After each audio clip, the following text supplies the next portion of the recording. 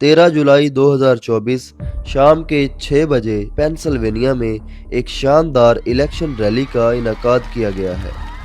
صرف 3 منٹ بعد یعنی 6:03 پر سٹیج پر ایک آدمی سپیچ کرنے کے لیے چڑھتا ہے، اس بات سے انجان کہ اس شخص کو گولی مار دی جائے گی۔ 6:08 پر اس جگہ سے 130 میٹر دور بلڈنگ پر ایک آدمی موجود ہے جو اس شخص پر گہری نظر رکھے ہوئے ہے۔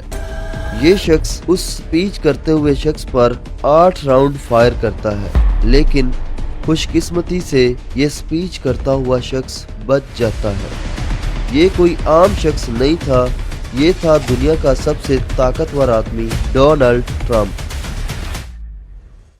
الیکشن کیمپین کے دوران ٹرمپ نے کئی بار عوام کو اس بات پر یقین دلایا کہ وہ گلوبل کانفلکٹس کو سیٹل آؤٹ کرے گا، جیسا کہ یوکرین رشیا وار، پاکستان انڈیا وار، پیلسٹائن اور اسرائیل وار۔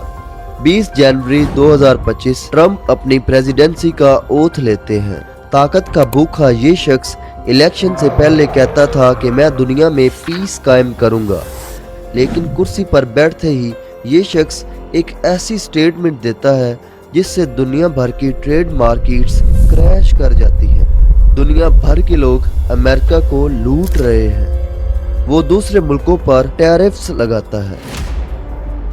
چائنا پر 47.5%، انڈیا پر 18%، کینیڈا، میکسیکو اور یوکے پر 10%، برازیل پر 50%، ویتنام پر 20%، تھائی لینڈ، ملیشیا اور پاکستان پر 19%۔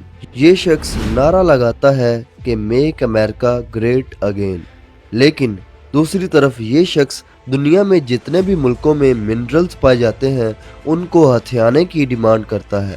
ٹرمپ نے وینزویلا کے پریزیڈنٹ مادورو نیکولس اور ان کی بیوی سیلیا فلورس کو ان کے گھر سے اغوا کروایا کیونکہ وہ اپنے ملک کے آئل ریزروز ٹرمپ کو دینے سے انکار کیا تھا۔ امن کا دعویٰ کرنے والے یعنی پریزیڈنٹ آف پیس کی پریزیڈنسی میں امن تو دور کی بات، کئی ملکوں میں اور زیادہ کانفلکٹس پیدا ہوئے۔ 2023 اسرائیل حماس وار، جو شاید اس دنیا کا سب سے بڑا کانفلکٹ ہے۔ یہ جنگ 15 ماہ تک جاری رہتی ہے، جس میں غزہ کے 61,709 لوگ مارے گئے، جن میں بچوں کی تعداد 17,492 تھی۔ 1,11,588 لوگ زخمی ہوئے۔ ویسٹ بینک میں 905 لوگ مارے گئے، جن میں بچوں کی تعداد 181 تھی۔ 7,370 لوگ زخمی ہوئے اور بار بار پیلسٹائن کے لوگوں کو مارا گیا۔ جنوری 2024 حوثیز کانفلکٹ، اس وار میں امریکہ اور یوکے نے مل کر یمن کے حوثیوں کے خلاف ایئر سٹرائکس کیے۔ کانفلکٹ ان سیریا، امریکہ نے سیریا میں اٹیکس کیے۔ مئی 2025 پاکستان انڈیا وار، جس میں پاکستان اور بھارت کے درمیان بھاری اٹیکس دیکھنے کو ملے۔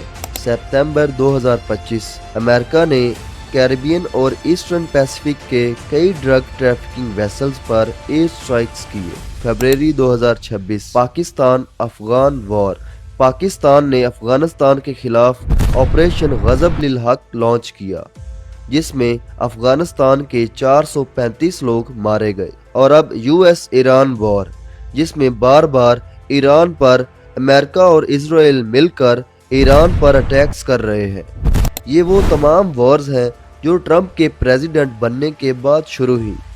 یہ شخص جو دنیا کے تمام ملکوں کو کنٹرول کرنا چاہتا ہے، کہتا ہے کہ ایران کے لوگوں کو خوش ہونا چاہیے کہ انہوں نے ایک ڈکٹیٹر آیت اللہ خامنائی سے چھٹکارا پا لیا ہے، اور ہم چاہتے ہیں کہ دنیا میں لوگوں کو آزادی ملے۔ یہ جوکر مینٹیلٹی کا انسان اس وقت پوری دنیا کو ورلڈ وار 3 کے قریب لا چکا ہے۔